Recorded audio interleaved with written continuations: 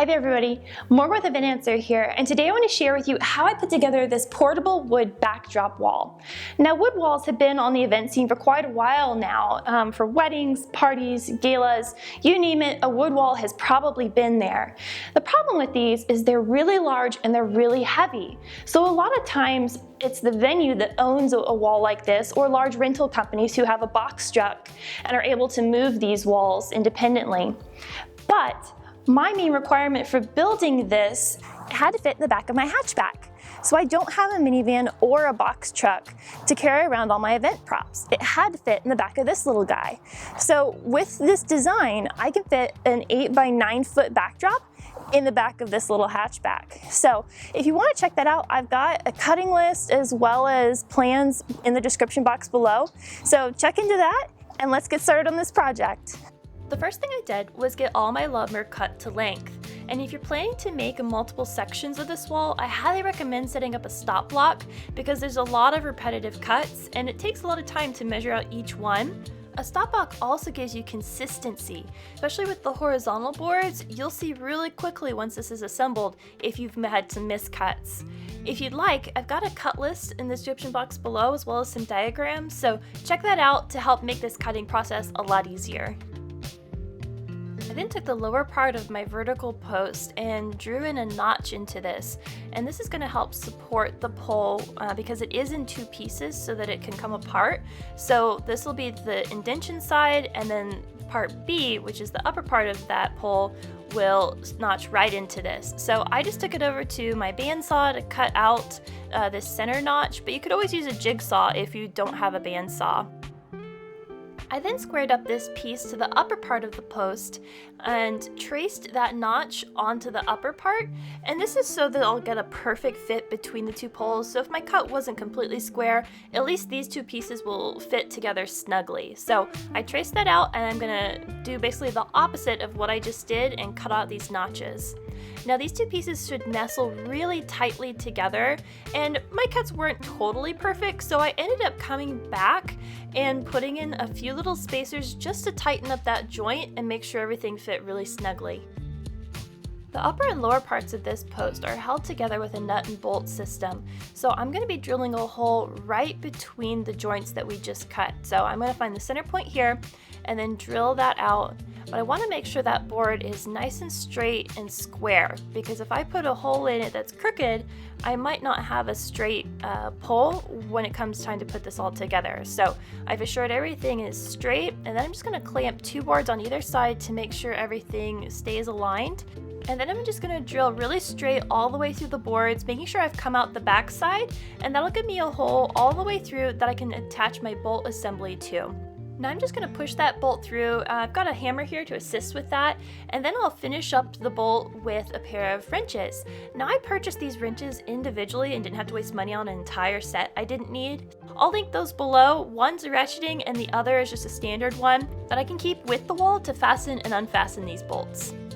And then just repeat this for both boards and lay them out parallel on the floor. So the next thing I did was grab all of my horizontal pieces, and I picked which side I liked best out of each board, and then arranged them up the wall to mix the grain patterns and the knots, just so I had a really pleasing blend.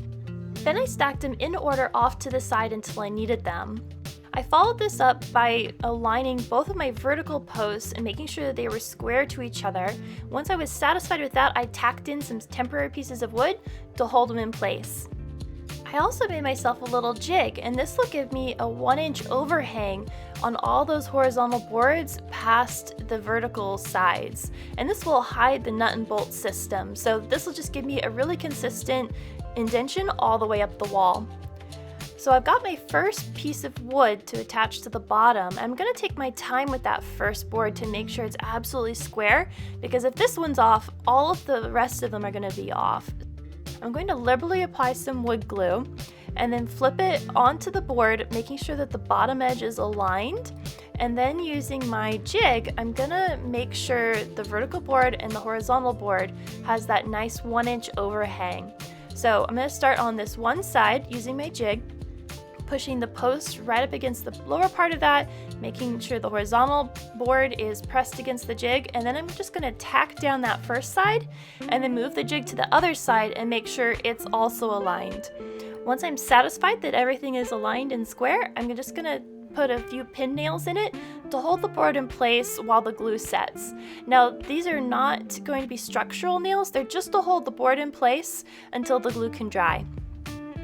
Now I've got a furring strip here that's 1/4 inch wide, and this is going to be my spacer between all the boards. So I'm just going to go ahead and repeat this step of adding a liberal amount of glue, taking a foam brush for the rest of these and smoothing that out. And then I'm just going to align my board up with using that jig and making sure that it's pressed firmly against the furring strip or the spacer. Tack it in place and just keep moving up the wall. When I got to the midpoint of the wall where one board is going to overlap that joint, it does require a little special gluing. You only want to glue and nail on the lower part of that board, because if you glue both sides, you're not going to be able to get this apart. So only put glue and nails on the lower part of this board. So just like normal, you'd put it against the furring strip and then line the edges, and then make sure you're aware of where that joint is and only put nails and glue on that lower part. And then I just continued until all 10 boards were attached. I then took on getting all the feet glued together. So I marked the center point and then left a gap big enough to accommodate the wall. And then I'm just gonna go ahead and attach vertical pieces on both sides of that pencil line with some glue and some nails, and then come back with a 45-degree angle piece to support that vertical piece of wood. As a finishing touch, I'm going to go over everything with an orbital sander, mainly to get off all of the print that is on a lot of the wood, marks, and my pencil marks. And this is just going to clean it up a little bit. I'm not going for a super high finish on this.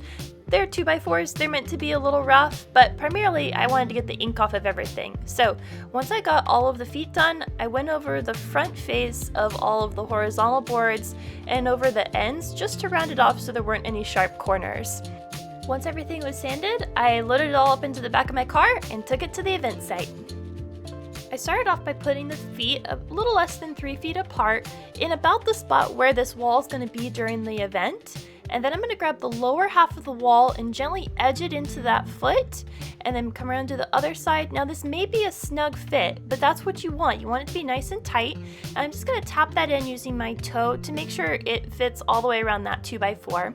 Now I have a pencil case here that I've attached some double-sided Velcro to, and I'm going to stick that on the lower half of this wall on the back side. And this is going to hold all of my wrenches, my bolts, my nuts, my washers, as well as some spares, so that all those pieces during transport and setup stay with the wall and I'm not losing all of my pieces. I'm just going to leave that attached and then start working on assembly.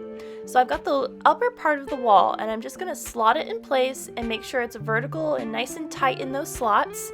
And then I'm going to take out my washer and my bolt, and from the outside towards the inside, push that bolt through and do this on both sides. And then I'm going to put another washer and a nut on.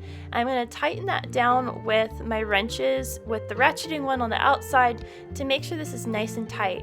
Now that bolt is what is going to hold everything in place, so make sure that this joint is really tight, because that's going to pull the wiggle out of this wall.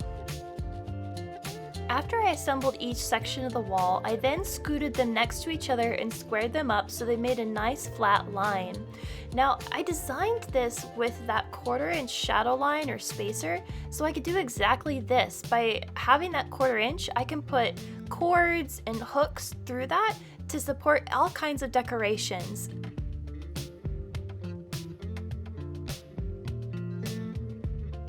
I'm so excited to add this to my event inventory. This gives me a really solid backdrop to add decorations to. I've got lights on it here, but this would be so easy to add signage or flowers and garlands all around this. So I can't wait for my first event coming up in a few weeks that I'll get to use this at. Speaking of that event, I've left my wood plain here because it's a boho look that I'm going for. I'm gonna leave the wood natural, but you could absolutely stain or paint this to fit the theming of your own party. So definitely feel free to branch out and give it all kinds of different finishes. If you try this, let me know in the comments below. I'd love to hear how it went and how you used this wall. And did it transport really well for you? So give this video a like if you enjoyed it, and if you'd like to see other videos, you can check out more projects that I've done over here. So until the next time, see ya!